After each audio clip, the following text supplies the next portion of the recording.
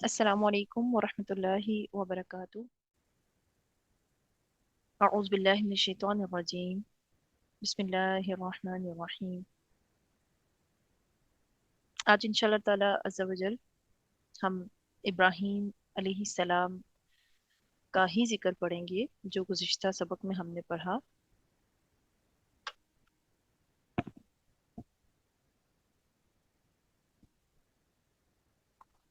کہ اللہ سبحانہ و تعالی نے انہیں اپنا امام بنایا، اور اس سے پہلے ان کی ابتلا ہوئی، آزمائش ہوئی۔ اللہ تعالیٰ نے ان کی آزمائش کی، انہیں پرکھا، انہیں امام بنایا، اور ابراہیم علیہ السلام کی ذریت میں بھی اللہ سبحانہ تعالیٰ نے امامت رکھی، انبیاء کرام اسی میں سے تشریف لائے، کتابیں بھی عطا فرمائی، لیکن ساتھ ہی ساتھ یہ بھی فرما دیا تھا کہ میرا عہد ظالموں کو نہیں پہنچے گا، جو فرما بردار نہیں ہوگا، راہ راست کی طرف نہیں آئے گا، کفر و شرک کی طرف چلا جائے گا، تو اس تک میرا یہ وعدہ نہیں جاتا۔ اس سے اللہ سبحانہ و تعالیٰ جو ہے وہ امامت عطا نہیں فرمائے گا۔ جو ناخلف ہوں گے، ظالم و مشرک ہوں گے، تو وہ محروم ہوں گے۔ اور حدیث مبارکہ آقا علیہ الصلوۃ والسلام کی بھی موجود ہے کہ من بطأ به عمله لم يسرع به نسبه، کہ جس کو اس کا عمل پیچھے چھوڑ گیا، اس کا نسب اسے آگے نہیں بڑھا سکے گا، چاہے وہ ابراہیم علیہ السلام کے خاندان سے ہی کیوں نہ تعلق رکھتا ہو۔ آج ہم ابراہیم علیہ السلام کا ہی ذکر پڑھیں گے کہ انہوں نے کس طرح بیت اللہ شریف کے لیے اللہ سبحانہ تعالیٰ سے دعائیں کی، اور اللہ سبحانہ تعالیٰ نے ابراہیم اور اسماعیل علیہ السلام سے بیت اللہ شریف کی نسبت کیا عہد لیا، اس کا ذکر بھی انشاءاللہ ہم پڑھیں گے۔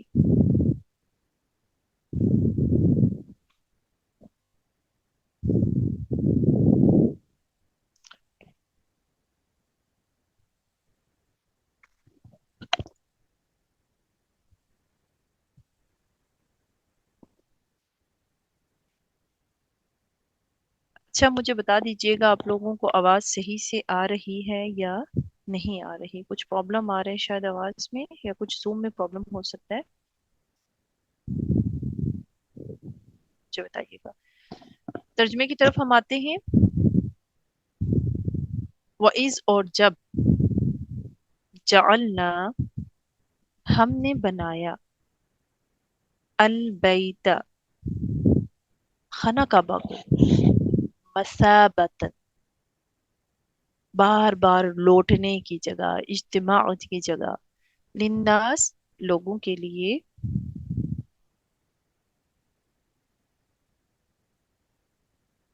وامنا، اور امن کی جگہ، واتخذوا، اور تم بناؤ، من مقام ابراہیم، مقام ابراہیم کو، مقام ابراہیم سے، مصلی، نماز کی جگہ،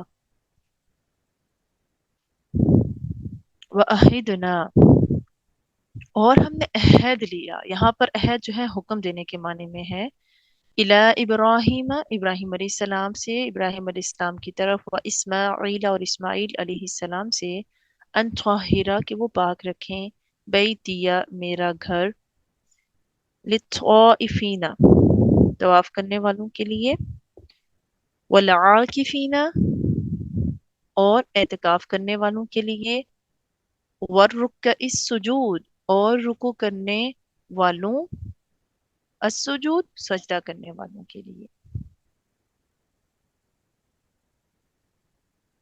اللہ سبحانہ وتعالیٰ فرماتے ہیں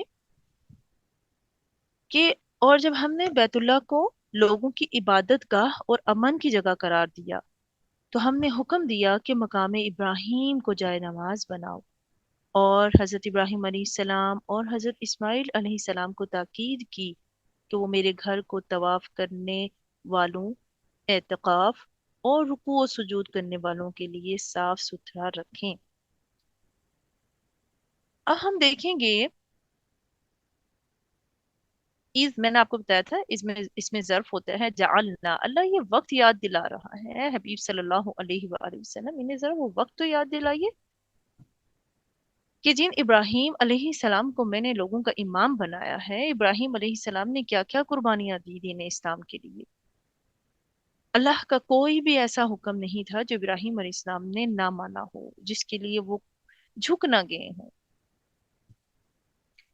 यहाँ पर भी अल्लाह वो खास वक्त याद करा रहा है कि जब हमने बैतुल्लाह शरीफ को मसाबा, बार बार लौटने की जगह बनाया। अब मसाबा बार बार लौटने की जगह के वहां पर क्या है, बार बार आना। हज करके चाहे कोई चला भी जाए, लेकिन दिल में लगन इसी घर की लगी रहती है। हर हर जगह से लोग भागे दौड़े उसकी तरफ, जोक तर जोक चले आ रहे हैं। और यही जमा होने की, नेकी की जगह है। व अमना, और अमन की जगह भी है, जिसमें हथियार नहीं उठाए जाते। तो अल्लाह ताला ने बैतुल्लाह शरीफ को मसाबा बनाया। अल्लाह सुब्हानहू तआला हम सबको प्यारे मक्का और मदीना की हाजिरी नसीब फरमाए, हज और उम्रा करने की हम सबको तौफीक अता फरमाए। जो जो वहां से होकर आए हैं तो दिल वहां लगा रहता है। एक मरतबा जाएंगे तो दूसरी मरतबा जाने को चाहेगा, बार बार वहां लौटने को दिल चाहता है, इसीलिए मसाबा फरमाया। अच्छा, जमाने जाहिलियत में देखिए अल्लाह ने उसको मसाबा बनाया कि बार बार लौटने की जगह, व अमना, और अमन की जगह। जमाने जाहिलियत में भी वहां पर क्या होता था, उसके आस पास लूट मार होती रहती थी, लेकिन ये अमनो अमान वाला रहता था। किसी को कोई गाली भी नहीं देता था। मनी ये जगह हमेशा मुतबर्रक और शरीफ रही। नेक रूहें हमेशा इस तरफ का, अ, इस जगह की मुश्ताक रही। वो हर साल जियारत करें, लेकिन फिर भी दिल यही चाहता है कि बार बार जाएं। इसकी वजह क्या है? इसकी वजह इब्राहिम अलैहिस्सलाम की दुआ है। उन्होंने दुआ की थी अल्लाह सुब्हानहू तआला से कि तू लोगों के दिलों को इसकी तरफ माइल कर दे, झुका दे।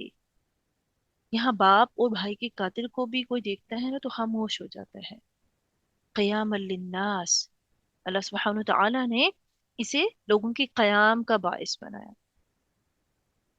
हजरत इब्ने अब्बास रज़ी अल्लाह तआला अन्हु फरमाते हैं, अगर लोग हज करना छोड़ दें तो आसमान जमीन पर गिरा दिया जाए। अब इब्राहीम अलैहिस्सलाम की निस्बत, जो कि बानी अव्वल हैं, बैतुल्ला की दो खुसूसियतें अल्लाह सुब्हानहू तआला ने इस आयत में बयान फरमाई। एक को, एक मसाबतल लिन्नास, कि लोगों के लिए सवाब की जगह है। दूसरा इसका माना है बार बार लौट कर आने की जगह। तो सवाब वहां पर देखें आम जगहों से ज्यादा मिलता है, चाहे नमाज हो चाहे इबादत हो। और बार बार लौटने का वहां पर दिल चाहता है। जो एक मरतबा बैतुल्ला की जियारत से मुशर्रफ हो जाता है, हर बार उसका जाने के लिए दिल बेकरार रहता है। और ये ऐसा शौक है ना, इसे जिसकी कभी तस्कीन नहीं होती, बल्कि हर रोज ये शौक बढ़ता जाता है। दूसरी खुसूसियत वो अमना, और हमने इसे अमन की जगह बनाया, यानी यहाँ किसी दुश्मन का खौफ नहीं रहता। मैंने आपको पहले भी बताया कि जमाना जाहिलियत में भी लोग हदूद हरम से बाहर तो जरूर लड़ लेते थे, हदूद हरम में किसी दुश्मन, जानी दुश्मन भी हो, उससे बदला नहीं लिया करते थे। और इस्लाम ने इसके इस एहतराम को बाकी रखा। और फिर मैं वत्तखिज़ू मिन मकाम इब्राहीम मुसल्ला, और बनाओ मिन मकाम इब्राहीम मुसल्ला, मकाम इब्राहीम को क्या बनाओ? मुसल्ला बनाओ, जाए नमाज बनाओ। मकाम इब्राहीम से मुराद कुल हरम है, और खास मकाम इब्राहीम भी है।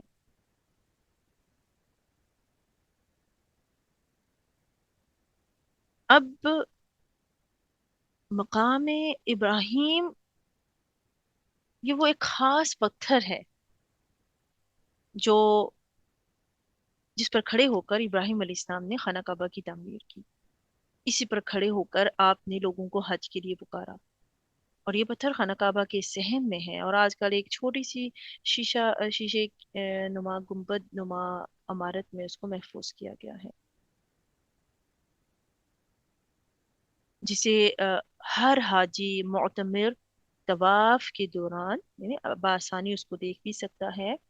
और इस मकाम पर तवाफ मुकम्मल करने के बाद 2 रकत पढ़ना जो है वो सुन्नत है, और हम पढ़ते हैं। हजरत अनस रदी अल्लाह ताला अन्हु फरमाते हैं कि हजरत उमर रदी अल्लाह ताला अन्हु कहा करते थे कि 3 बातों में मेरी राय अल्लाह के इल्म के मुवाफिक हो गई। यानी मैंने ये चाहा, अल्लाह सुब्हान व तआला ने वो हुक्म नाजिल फरमा दिया। जिनमें से एक क्या थी कि मैंने कहा, या रसूल अल्लाह सल्लल्लाहु अलैहि वआलैहि वसल्लम, क्या अच्छा हो कि अगर आप मकाम इब्राहिम को नमाज की जगह करार दे दें। उसी वक्त अल्लाह सुब्हान व तआला ने ये आयत नाजिल फरमाई, वत्तखिजू मिन मकाम इब्राहिम मुसल्ला। सुभान अल्लाह, कि मकाम इब्राहिम को मुसल्ला बनाओ। और बाज मुफस्सिरीन कहते हैं कि मकाम इब्राहिम दरअसल वो पत्थर है जिसे हजरत इस्माइल अलैहिस्सलाम की बीवी ने हजरत इब्राहिम अलैहिस्सलाम के नहाने के लिए उनके पाँव के नीचे रखा था। लेकिन बहुत सारी रवायात मिलती हैं, जैसे मैंने कहा कि बैतुल्ला शरीफ जो है उसकी तामीर के दौरान जिस पत्थर के ऊपर आप खड़े हुए तामीर फरमाई, ये वही पत्थर है। और आगे अल्लाह सुब्हानहू व तआला इरशाद फरमाते हैं कि वअहिदना इला इब्राहिम, और हमने क्या किया, वादा लिया इब्राहिम अलैहिस्सलाम से और इस्माइल अलैहिस्सलाम से। यहाँ पर वादा जो है ना, वो हुक्म के माने में आ रहा है कि हमने हुक्म दिया। क्या हुक्म दिया? इब्राहिम और इस्माइल अलैहिस्सलाम दोनों को हुक्म दिया कि अन त्वहिरा बैतिया, कि वो पाक साफ रखें मेरे घर को। अहद बमाना हुक्म के है, पाक साफ रखें मेरे घर को, लित्वाइफीन वल आकिफीन वर्रुक्कइस सुजूद। हुक्म दिया इब्राहिम और इस्माइल इस्लाम को कि वो बैतुल्ला शरीफ को पाक साफ रखेंगे तवाफ करने वाले, एतकाफ करने वाले, रुकू और सजदा करने वालों के लिए। यानी पाक रखना, गंदी और नजस और बुरी चीजों से उसको पाक रखना है। पाक रखने में बुतों से बचाना भी है। गैरुल्लाह की इबादत वहां न होने पाए, लग़्व कामों, फजूल झूठी बातों, शिर्क और कुफर, हंसी मजाक से उसको महफूज रखना भी इसमें शामिल है। अच्छा, त्वाइफ, त्वाइफीना, त्वाइफ का एक माना तो है तवाफ करने वालों के लिए, दूसरा माना क्या है, बाहर से आने वालों के लिए भी इसको पाक साफ रखें।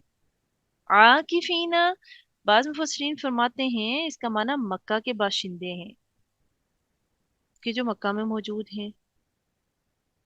और बाज कहते हैं कि आकिफीना में हर नमाजी शामिल है जो एतकाफ करने वाला हो,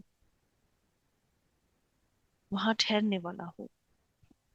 एक और चीज जो हमें इस आयत से मालूम हुई कि मस्जिदों को साफ सुथरा रखना। ये तो बैतुल्लाह शरीफ अल्लाह का घर है, तो अल्लाह का घर मसाजिद हैं, तो मसाजिद को साफ सुथरा रखना और रोशनी का इंतजाम करना ये बड़े फजीलत वाला काम है, जिसका अल्लाह ताला ने अपने 2 उलुल आज़म पैगंबरों को हुक्म दिया। अच्छा, यहाँ पर सिर्फ जाहिरी सफाई मुराद नहीं बल्कि बातनी सफाई का भी हुक्म है कि इस घर में मुशरिकीन ना आने पाए, मुशरिक लोगों को ना आने देना, जो अल्लाह के अलावा दूसरों को पुकारना शुरू कर दें। 360 बुत पड़े हुए थे, हर कबीले का एक बुत था बैतुल्लाह शरीफ में। तो कहा ये कुछ नहीं होना चाहिए, जो अल्लाह के अलावा दूसरों को पुकारना शुरू करें, इसे गंदा कर दें, इससे पाक रखना है। और मसाजिद की सफाई और आदाब के लिए हमारे مرد حضرات تو مساجد میں جاتے ہیں، تو کتنی مرتبہ ہم سنتے ہیں کہ مسجد میں آج ایسا تھا ویسے تھا، یہ صفائی نہیں تھی وہ ستھرائی نہیں تھی. تو کیا جو اسپیسیفک لوگ ہیں انہیں ہی کی ذمہ داری ہے کہ وہ صفائی ستھرائی کریں؟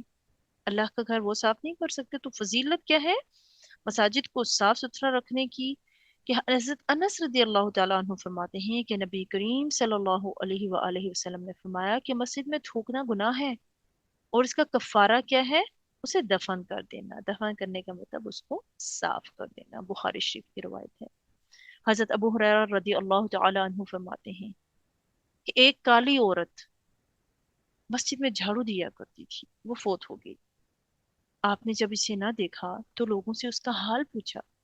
انہوں نے کہا وہ تو مر گئی ہے. آپ صلی اللہ علیہ وآلہ وسلم نے فرمایا تم نے مجھے خبر کیوں نہ دی؟ چلو آپ اس کی قبر بتلاؤ. پھر آپ اس کی قبر پر گئے اور نماز پڑھی.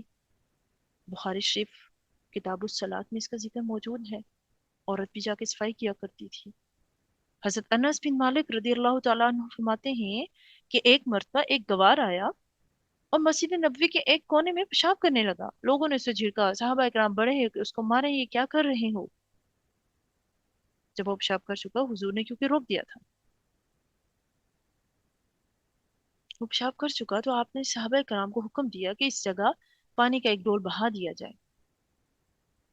اور دوسری روایت میں کیا آتا ہے، جب وہ اعرابی پیشاب کر چکا تو آپ نے اسے سمجھایا کہ یہ مسجد اللہ کے ذکر کے مقامات ہیں، بولو براز کے لیے نہیں، لہٰذا انہیں صاف ستھرا رکھنا چاہیے. حضرت جابر بن عبداللہ رضی اللہ تعالی عنہ فرماتے ہیں کہ آپ صلی اللہ علیہ وآلہ وسلم نے فرمایا کہ جو کوئی اس درخت یعنی لہسن کو کھائے وہ ہماری مسجد میں نہ آئے. تو مفسرین کہتے ہیں کہ میں نے حضرت عطا رحمۃ اللہ علیہ فرماتے ہیں میں نے جابر رضی اللہ تعالیٰ عنہ سے پوچھا کچی لہسن مراد ہے یا پکی ہوئی؟ تو انہوں نے کہا میں سمجھتا ہوں کہ اس سے مراد کچی لہسن اور اس کی بدبو مراد ہے، کہ یعنی پیاز اور لہسن کچا کھا کے جائیں اور منہ میں سے اسمیل آ رہی ہو تو اس حالت میں مسجد میں داخل ہونے سے منع فرما دیا گیا.